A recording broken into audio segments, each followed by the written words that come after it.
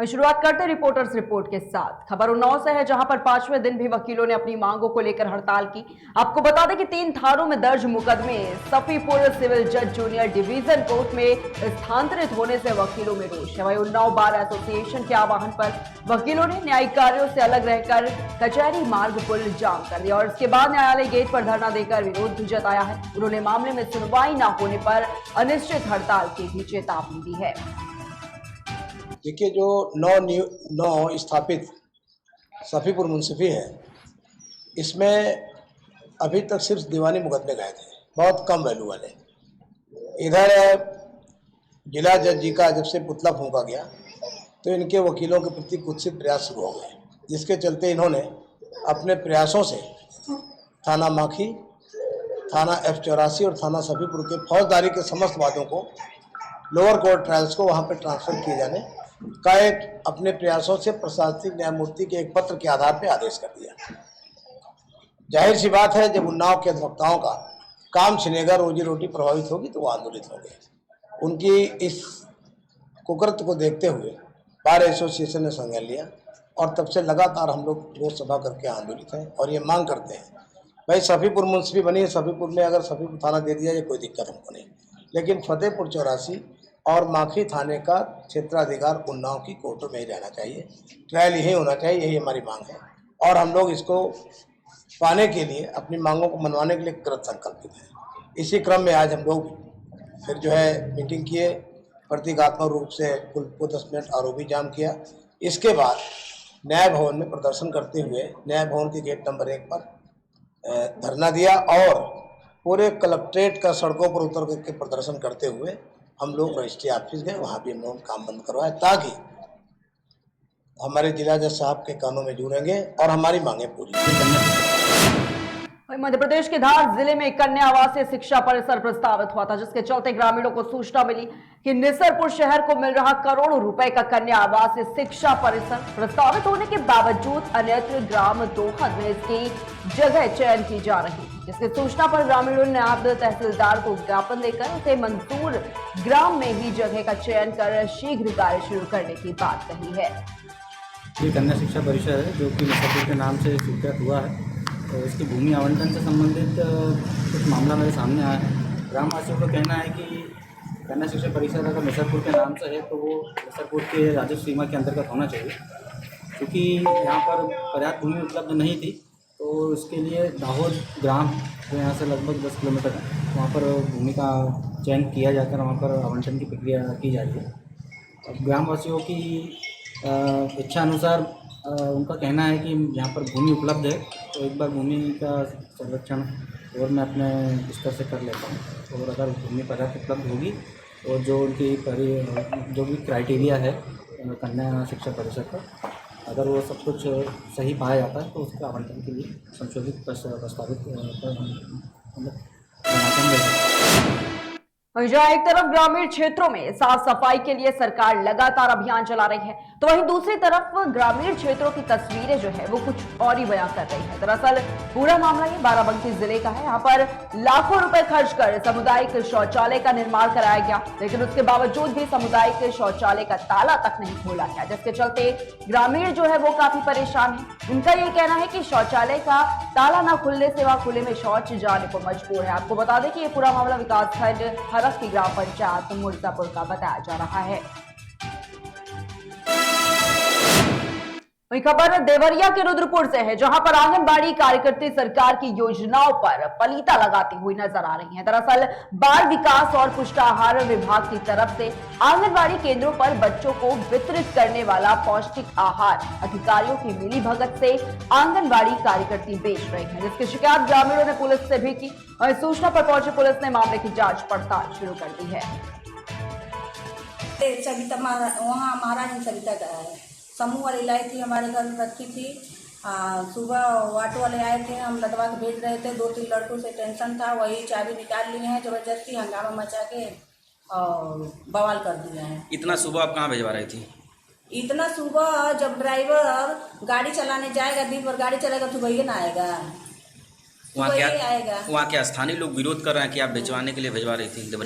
नहीं, वो सविता का राशन जा रहा था मंजरिया बांटने के लिए। 3 केंद्र है, तीनों केंद्र का, एक देवांती है और एक पाकीजा और एक सविता। ड्राइवर का भी कहना है कि देवरिया लेकर जा रहा था मैं। हाँ तो देवरिया जो आए थे ड्राइवर भेजे थे आनंद यादव। देवरिया जा रहा था दलिया? नहीं मंझरिया जा रहा है। ड्राइवर तो कह रहे हैं कि हम देवरिया लेकर जा रहे हैं। हाँ तो वो देवरिया के थे ना, तो क्या कहेंगे। दरिया कहाँ से कहाँ ले जा रहे थे आप? हम सब चौराहे से आगे आउटर किसके वहाँ से? नाम बताइए। किसके यहाँ से ले जा रहे थे आप? जयसवाल में कौन अब जयसवाल नाम नहीं। बिना जाने पहचाने कहाँ ले जा रहे थे? देवरिया घर है, वो आनंद यादव भेजे हैं हमको। तो आपको ये भी पता नहीं है कि हम किसका ले जा रहे हैं? हम 5 बजे। 5 बजे सुबह। हाँ। क्या था आपकी गाड़ी में लगा हुआ? दरिया है। दरिया है। हाँ। कहाँ ले जाना था? बनझरिया। वही खबर झांसी से जहां पर डॉक्टर मनीषा जैन ने माउथ ऑर्गन में बुंदेलखंड का प्रतिनिधित्व किया है। डॉक्टर मनीषा जैन बुंदेलखंड विश्वविद्यालय के अंग्रेजी विभाग में टीचर है और जगन्नाथपुरी उड़ीसा में हाल ही में संपन्न हुए Indian mouth organ player meet 2022 में उन्होंने अपनी प्रस्तुति दी है। बताना चाहिए कि इसमें देश भर के माउथ ऑर्गन वादकों ने भी भाग लिया और इंडियन हारमोनिका फेस्टिवल के तहत आयोजित इस मीट में देश भर के माउथ ऑर्गन वादकों ने अपनी प्रस्तुति दी है। वही आयोजन की खास बात यह थी कि इसमें शामिल हुए 125 से अधिक माउथ ऑर्गन वादकों में से महिलाओं की संख्या महज 6 थी और इन महिलाओं की group dream women Hapur group द्वारा परफॉर्मेंस जो है वो दी गई और इस ग्रुप में झांसी की डॉक्टर मनीषा जैन ने भी अपनी प्रस्तुति दी है। वहीं बांदा के अरतरा थाना क्षेत्र में अवैध गुटखा बनाने वाली फैक्ट्री का पुलिस ने भांडाफोड़ कर दिया है। पुलिस टीम ने छापेमारी करते हुए भारी मात्रा में अवैध मादक पदार्थ बरामद किए हैं। इसके साथ ही पुलिस ने कई मशीनें और उपकरण भी बरामद किए हैं। वहीं पुलिस ने मौके से एक अभियुक्त को भी गिरफ्तार किया है, जिससे पुलिस लगातार पूछताछ कर रही है।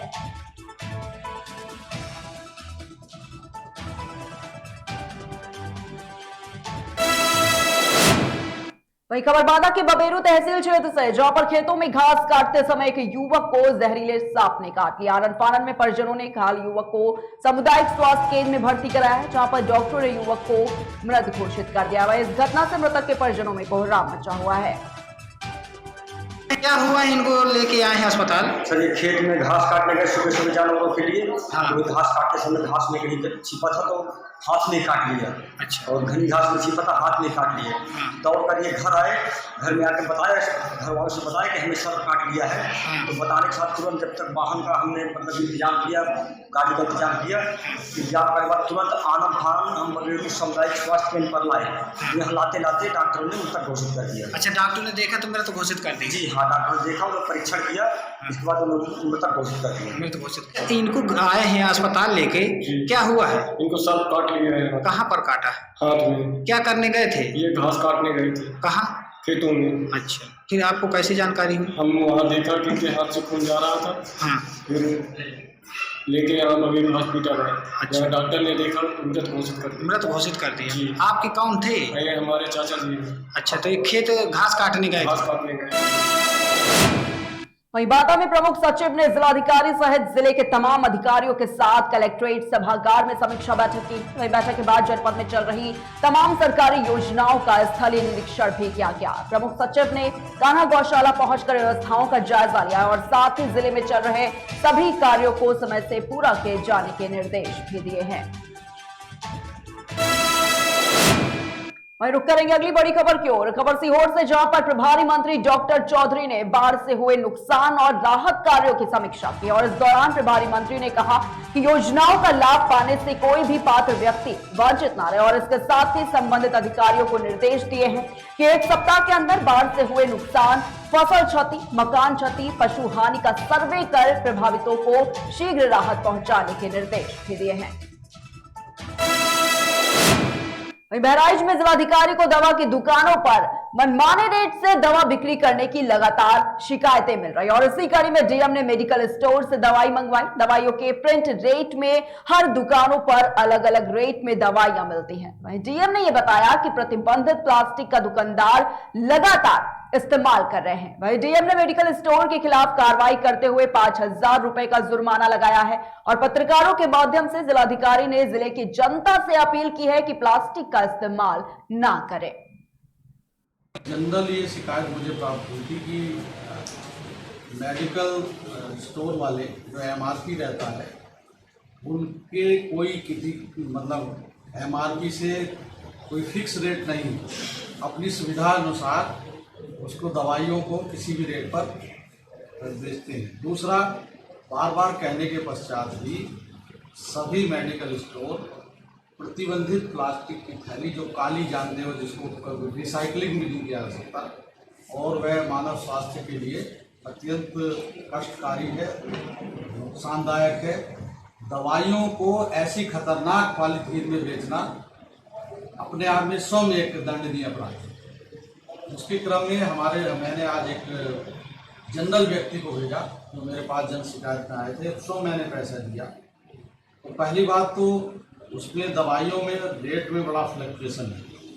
एक मेडिकल स्टोर उसी दवाई को किसी रेट पर बेच रहा है, दूसरा किसी रेट पर बेच रहा है। तो ये खैर अलग अलग बात है, ये विषय इस पर अलग से कार्रवाई होगी। साथ ही उस दवाइयों को लेने के बाद कोई भी पक्की पर्ची नहीं दे रहा है, तो ये गलत है। इसके लिए मैंने इनको भेजा था, जन शिकायत के लिए मेरे पास आए थे, तो उस बात की पुष्टि हुई, कच्ची पर्ची दी और साथ ही प्रतिबंधित प्लास्टिक जो रिसाइकलिंग भी नहीं है, काली पन्नी में सारी दवाई दी जो उत्तर प्रदेश प्लास्टिक और अन्य जीव अनाशित कूड़ा कचरा अधिनियम 2018 की सुसंगत धाराओं का उल्लंघन है।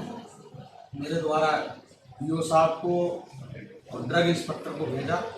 पीओ साहब ने वो पॉलीथीन जब्त की है और 5,000 रुपये का जुर्माना भी लगाया है। राउत एक छोटे से ब्रेक के लिए जल्द हाजिर होंगे। Feel the power of Angel.